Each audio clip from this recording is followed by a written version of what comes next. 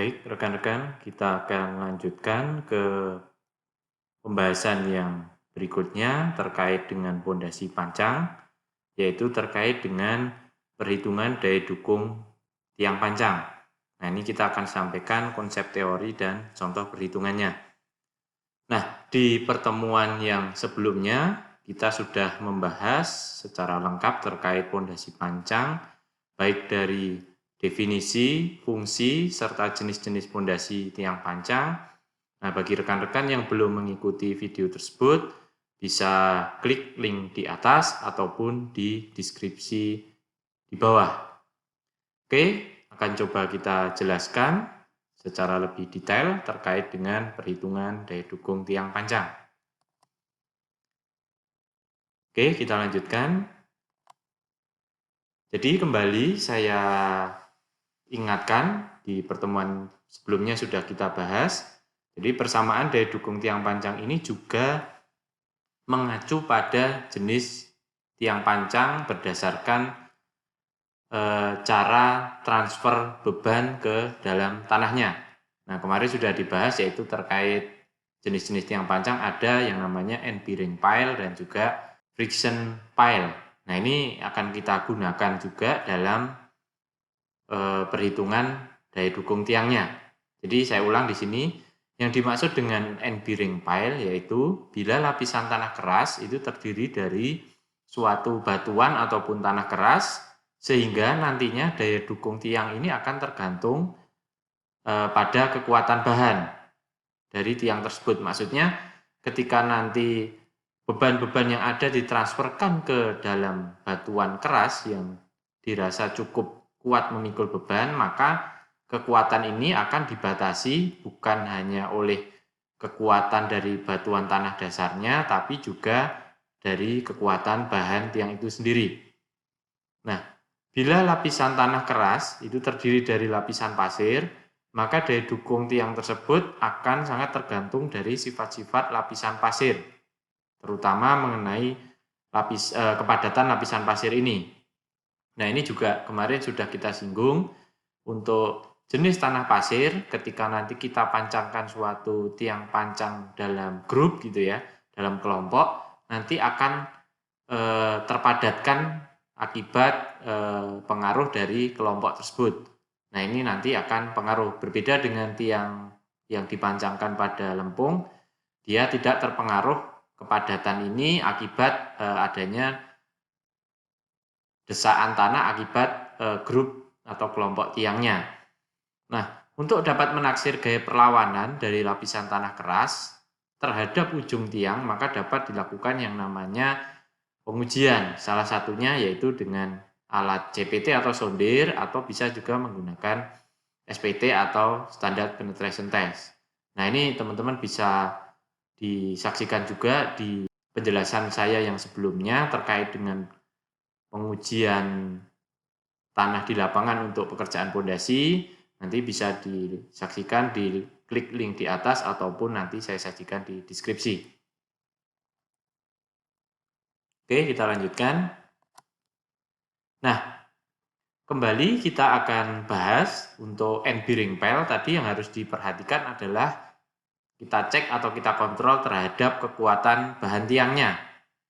Jadi apa yang harus kita cek? Jadi kita bisa berikan dalam formulasi sebagai berikut, yaitu kekuatan bahan tiang ini yang diizinkan kita sebut sebagai P tiang. P tiang ini adalah perkalian antara tegangan izin dari bahan tiang yang kita gunakan, kita kalikan dengan luasan penampang dari tiang. Nah, ini jadi kekuatan bahan tiang akan sangat tergantung dari dua parameter ini. Ya, jadi tegangan izin bahan tiang dan juga luas penampangnya. Nah, untuk material-material yang lazim digunakan yaitu baja dan beton, ini saya sajikan. Tegangan izin yang diizinkan terjadi pada baja yaitu sekitar 0,35 sampai 0,5 dikalikan dari FB-nya atau kuat lelehnya. Gitu ya. Kemudian untuk izin beton itu sekitar 0,25 sampai dengan 0,33 kali FC prime-nya atau kuat tekan dari beton pada umur 28 hari.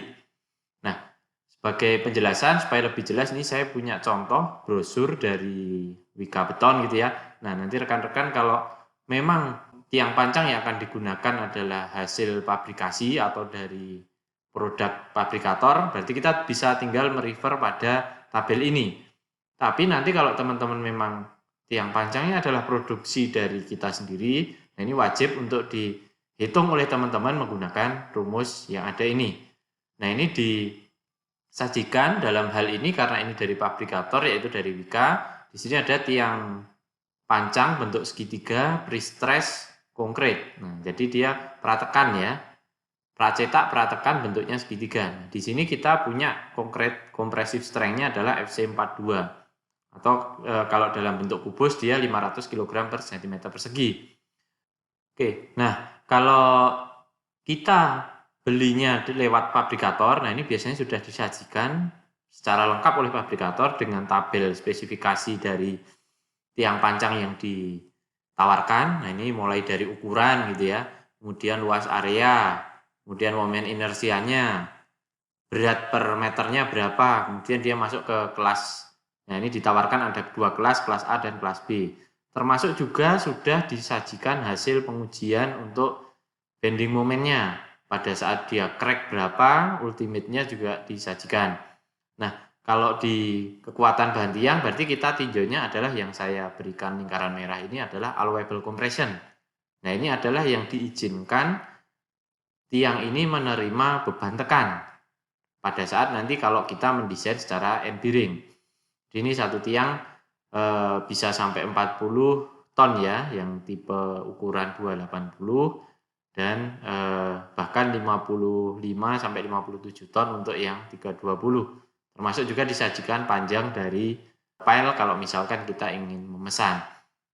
Nah, dapat kita berikan penjelasan allowable compression ini ya rumusnya kita gunakan juga ini. Nanti coba teman-teman hitung.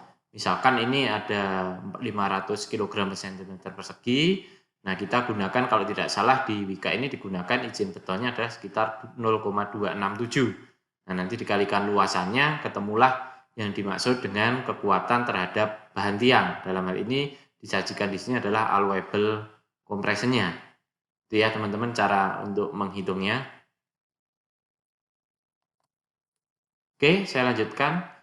Selain dengan cek terhadap kekuatan bahan tiang, karena ini adalah sifat filenya adalah end bearing, maka kita harus cross check terhadap kekuatan tanah dasarnya atau tanah kerasnya yang nantinya ditumpu oleh ujung tiang pancang. Nah, ini kita sajikan di sini ada dengan dua data pendidikan lapangan, yaitu yang pertama berdasarkan hasil data sondir atau nilai konusnya, dan yang kedua nanti dengan berdasarkan data NSPT-nya. Nah, kita coba tinjau satu persatu. Bila kita dasarkan berdasar data sondir, nah ini rumusan yang umum digunakan adalah seperti ini. Jadi KP tiang adalah daya dukung ujung tiangnya, yaitu adalah luasan penampang dari ujung tiang dikalikan dengan nilai konus rata-rata dari hasil sondirnya dibagi suatu faktor keamanan. Nah, faktor keamanan ini biasanya diambil kalau yang untuk daya dukung ujung adalah sebesar 3. Nah, untuk nilai konus atau P tadi atau biasa disebut juga dengan Kise, ini digunakan untuk menentukan daya dukung tiang yang sebaiknya diambil rata-rata nilai konus parameter kedalamannya adalah 6D sampai 10D itu untuk di atas tiang. Jadi di atas ujung bawah tiang.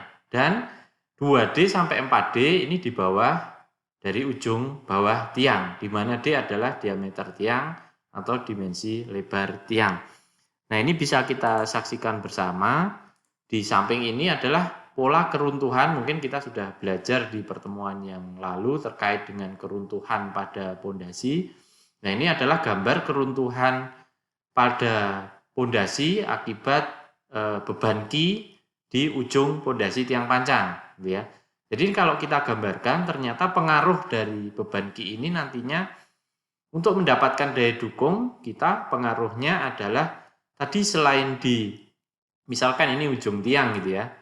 Di sini adalah ujung tiangnya, Nah, ini selain tadi disampaikan 2-4D di bawah ujung tiang, ini tanah masih berpengaruh. Nah, ini sekitar 2-4D. Dan juga nanti ada pengaruh di atas dari ujung tiang ini sebesar tadi disampaikan adalah 6-10D. Jadi nanti nilai Kise rata-rata untuk menentukan kekuatan tanah di ujung tiang panjang kita dengan asumsi N bearing, kita tetap harus menghitung rata-rata nilai Kise 2-4D di bawah ujung tiang. Yang ini ya, 2-4. Dan kemudian nanti di atas ujung tiang juga kita harus tetap perhitungkan yaitu sebesar 6-10. Nah, ini juga kita harus perhitungkan. Oke, kita lanjutkan. Nah, untuk nilai NSPT, nah ini rumusnya saya ambil dari Meyerhof, yaitu besaran dari daya dukung ujung tiang, yaitu adalah 4 kali luasan penampang tiang dikalikan dengan nilai NSPT rata-rata di sekitar ujung tiang. Nah, ini yang harus diperhatikan dari rumusan ini apa, teman-teman? Yaitu adalah satuannya.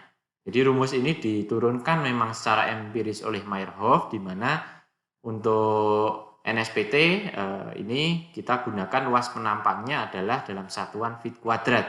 Jadi nanti kalau kita menghitung dalam kilogram per sentimeter persegi ataupun nanti satuannya ton per meter persegi, kita harus konversikan ke dalam feet. Nanti setelah jadi baru kita bisa ketemu di mana daya dukungnya besarannya seperti yang disyaratkan. Nah, nilai NP ini juga nilainya berdasarkan nilai rata-rata yang sebaiknya diambil pada kedalaman hampir sama tadi ya dengan untuk sondir gitu ya. Jadi ini ujung tiangnya, yang sini bagian bawahnya dia juga masih terpengaruh gitu ya, yaitu sebesar sekitar 2-4D.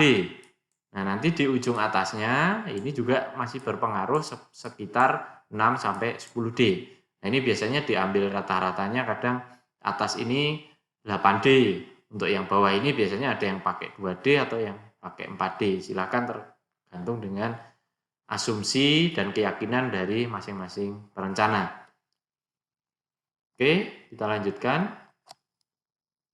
Nah, untuk yang tiang jenis kedua, yaitu di mana tadi end bearing gitu ya. Kalau ini tiang didesain berdasarkan lekatan antara tiang dengan butiran-butiran tanah akibat friksinya, maka dinamakan friction pile. Nah, ini kalau kita menemukan kasus seperti ini, mungkin bisa kita skip kontrol yang pertama, yaitu tinjauan terhadap kekuatan bahan tiang. Ini dapat diabaikan karena kita tentu saja yakin kalau dengan friction ini semua gaya nantinya dari bahan tiang kemungkinan tidak akan menopang terlalu besar karena nanti akan ditransferkan langsung ke tanah. Berbeda dengan yang tadi end bearing, tiang mempunyai pengaruh juga karena nanti dia terdesak tiangnya. Nah, daya dukung friction ini bisa dihitung juga berdasarkan data sondir maupun nanti dengan data NSPT. Nah, itu ya. Kalau berdasarkan data sondir, berarti kita nanti mengacunya pada jumlah hambatan pelekat atau bisa disebut sebagai cliff. Nah, kalau kita melakukan uji sondir, biasanya kalau yang sistemnya bikonus, nanti satu konus yang di ujung itu akan memberikan tahanan ujung, sedangkan yang di konus sekundernya, yang lekatannya nanti akan tergambarkan. Nah, rumusannya seperti apa? Jadi QS adalah daya dukung friksi dari tiang, yaitu sebenarnya rumusannya luasan dari tiang dikalikan nilai C. C ini adalah cliff atau jumlah hambatan pelekatnya dibagi suatu angka aman. Nah, luasan dari tiang ini adalah keliling dari tiang dikalikan dengan panjangnya. Nah, ini ya teman-teman, nanti bisa dihitung dengan rumusan ini. Nah, angka aman di sini kalau untuk friction pile ini biasanya diambil lebih besar daripada yang end bearing pile tadi. Kalau end bearing tadi 3, di friction pile ini kita gunakan F-nya adalah 5 gitu ya. Oke, kita lanjutkan. Nah, kalau berdasarkan daya dukung friction berdasar nilai NSPT, ini oleh Meyerhof tahun 1956 juga diberikan rumus umum yang sering digunakan. Cuma di sini dibagi menjadi dua, yaitu tiang perpindahan besar dan tiang perpindahan kecil. Nah, di pertemuan sebelumnya kita sudah membagi tiang pancang ini berdasarkan volume tanah yang dipindahkan.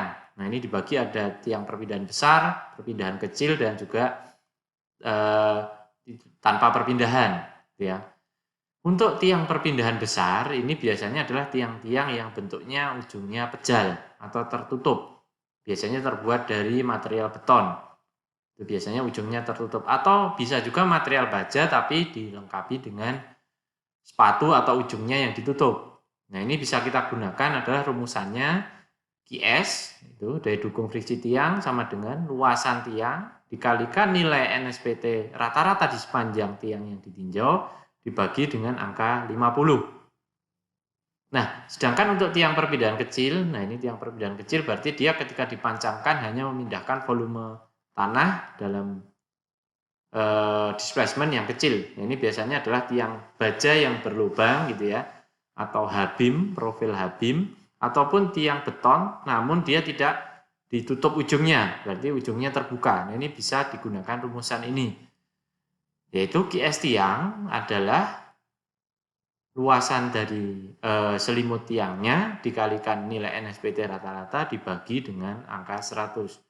Nah, ini harus diperhatikan juga sama ya teman-teman, yaitu luasan dari selimut ini itu satuannya adalah dalam feet kuadrat. Dan nilai NSPT yang digunakan adalah nantinya nilai NSPT rata-rata di sepanjang tiang yang ditinjau. Biasanya nanti dibagi per segmen-segmen atau layer-layer berdasarkan nilai lekatan dari tanahnya. Nanti akan kita lihat dalam contoh perhitungan.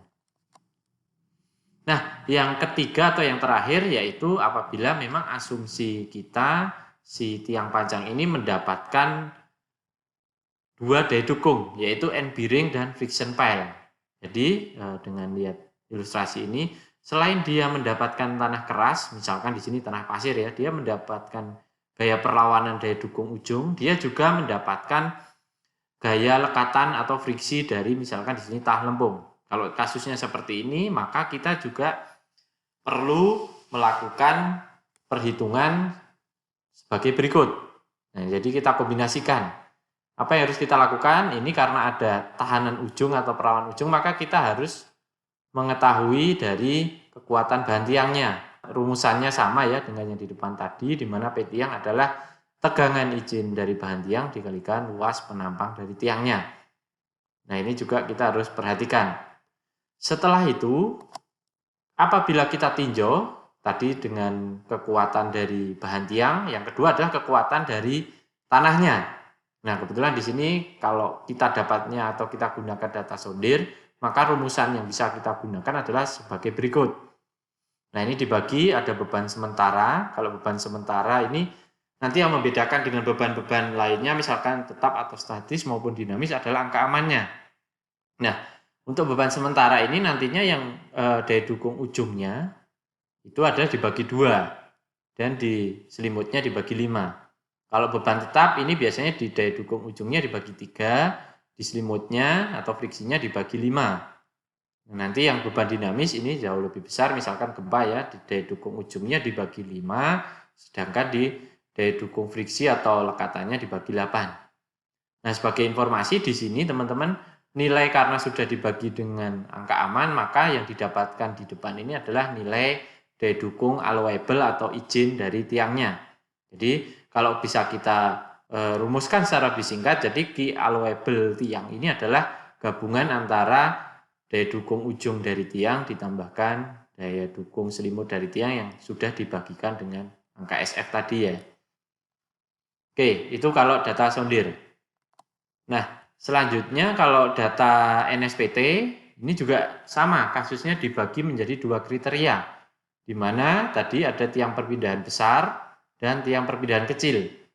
Yang membedakan tadi ya, tiang perpindahan besar itu rumusannya adalah dibagi yang selimutnya ini dengan 50 yang untuk daya dukung friksinya. Untuk daya dukung ujungnya rumusnya adalah sama, 4 kali luasan tiang dikalikan dengan nilai rata-rata SPT di ujung tiangnya. Nah, perbedaan kecil ini tadi yang membedakan adalah ini dibagi, yang unsur untuk lekatannya adalah dibagi 100. Nah, yang membedakan dengan data sondir tadi, karena di sini belum dibagikan dengan suatu angka aman, maka yang kita dapatkan di depan ini adalah key ultimate dari tiang. Sehingga nanti kalau kita ingin mengetahui dari daya dukung izin atau allowable dari tiang, maka kita harus membaginya dengan suatu angka aman atau safety factor. Nah, ini biasanya digunakan angka amannya untuk perhitungan pondasi adalah 2,5 sampai dengan 4. Nah, nanti ini tergantung dari kondisi data tanah, lokasi yang dimaksud, kemudian nanti juga judgement dari perencana atau engineer yang melakukan perencanaan. Oke, kita lanjutkan. Nah, ini untuk memperjelas dari pemaparan teori yang saya sampaikan sebelumnya, kita akan coba untuk mendeskripsikan atau menggambarkan contoh perhitungan daya dukung dengan studi kasus soal di bawah ini. Nah, diketahui data sondir dan boring itu seperti tersaji pada gambar di samping. Jadi di gambar di samping ini teman-teman adalah data hasil sondir dan boring. Hanya data boringnya ini kita tidak mempunyai data NSPT-nya, tidak dilengkapi dengan NSPT. Jadi nanti yang akan kita gunakan adalah data sondirnya ini akan kita gunakan untuk menghitung daya dukung pondasi tiang. Oke, bisa kita perhatikan teman-teman bagi yang belum ataupun yang pernah melakukan hasil uji sondir, hasilnya seperti ini ya. Jadi ini ada 2 garis, di mana garis yang tebal ini, yang tidak putus-putus ini ya, ini adalah hasil uji sondir untuk tekanan ujung konusnya. Nah, ini bisa kita lihat atau kita baca dengan parameter yang di atas ini, yaitu tekanan konus dalam satuan kilogram per sentimeter persegi. Nah, sedangkan yang titik-titik ini adalah jumlah hambatan pelekat, jadi kumulatif ya, dari kedalaman 0 sampai kedalaman yang ditinjau. Ini adalah jumlah hambatan pelekat, dan kita bisa baca parameternya dengan melihat pada angka di bawah ini. Nah, ini satuannya juga kilogram per sentimeter persegi. Nah, direncanakan akan digunakan pondasi tiang pancang bentuknya persegi dari beton precast. Diketahui tegangan izin betonnya tadi ya teman-teman, yaitu 60 kg per cm persegi. Pada kedalaman 22 meter dan ukuran penampang tiangnya adalah 40 kali 40 cm. Jadi tiangnya ini teman-teman kita plotkan di dalam grafik gitu ya.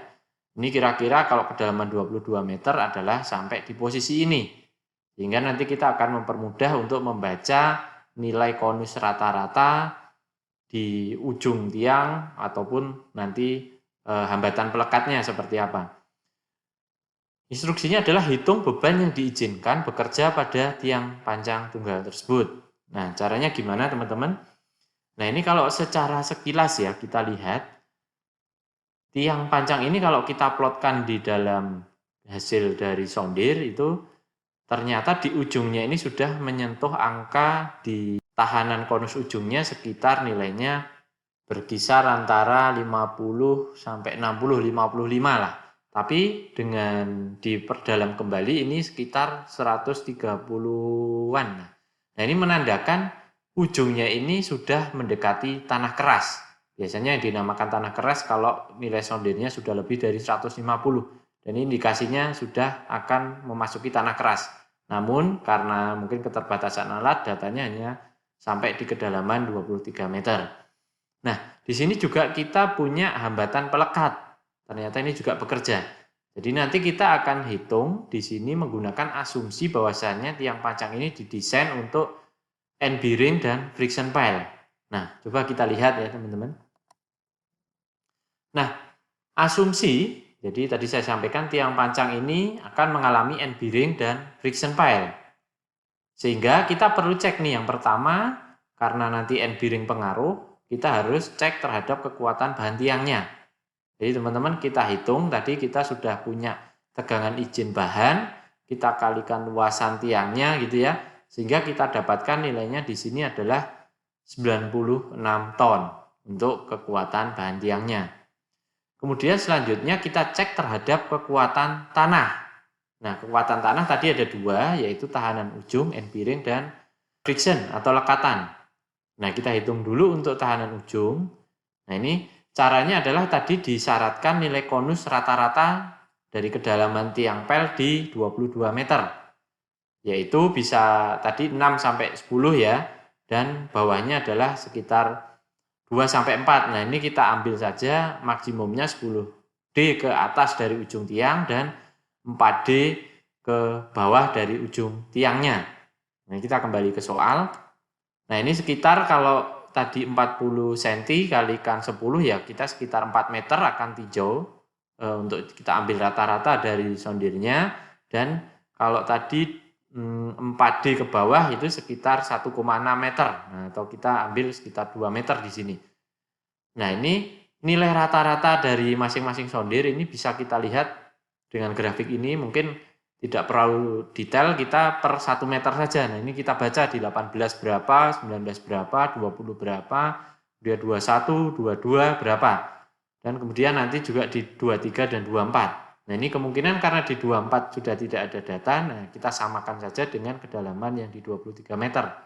Sehingga nih jumlahnya ini atau rata-rata ini kita jumlahkan, kita bagi dengan kedalamannya, sehingga nanti akan kita dapatkan rata-rata dari nilai tahanan ujung sondirnya. Nah, ini kita jumlahkan, tadi kita baca sekitar 37, 40, ada nilainya 8, 10, 125, 125. Nah, kita bagi kedalamannya tadi sekitar 7 meter. Nah, ini kita dapatkan nilainya 54,5. Nah, ini adalah nilai dari tahanan ujung atau Q-nya atau P-nya.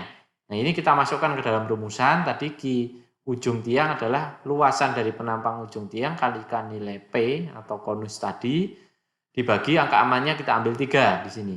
Nah, kita masukkan angkanya, kita dapatkan ternyata besaran dari tahanan ujung tiang, dari dukungnya dari end bearing ya, itu 29 ton. Oke, kita lanjutkan. Nah, kita juga perlu menghitung karena tadi asumsi end bearing dan friction. Yang kedua adalah akibat dari friction itu sendiri.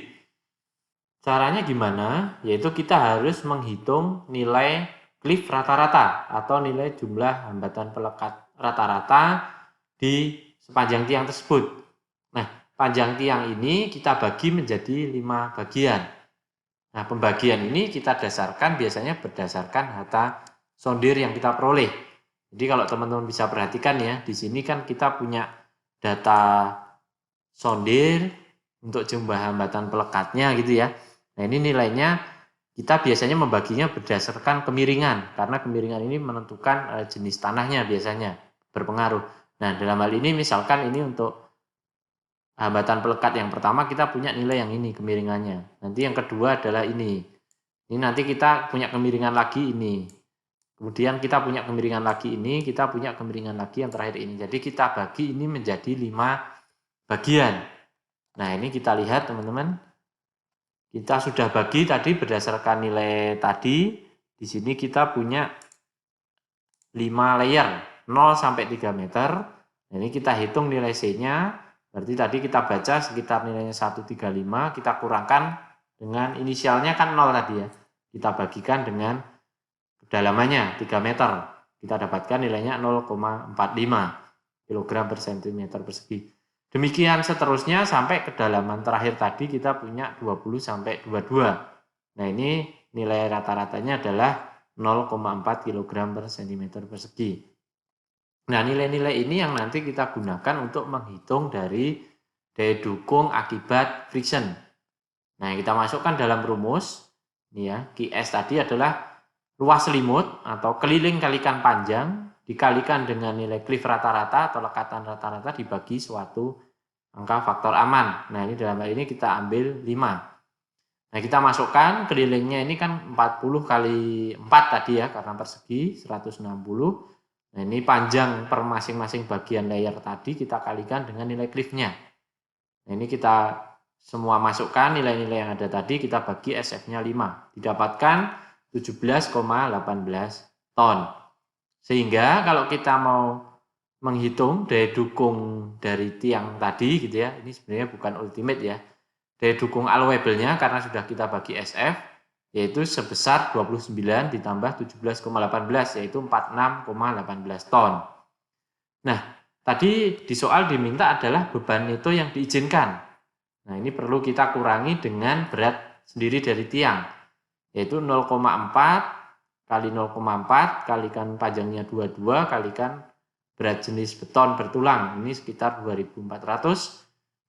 Nah, sama dengan 8,45 ton. Sehingga nantinya kalau diminta beban itu yang diizinkan bekerja adalah N sama dengan berat tadi ya, ini adalah daya dukung allowable-nya dikurangi dengan berat tiangnya sehingga didapatkan 37,73 ton.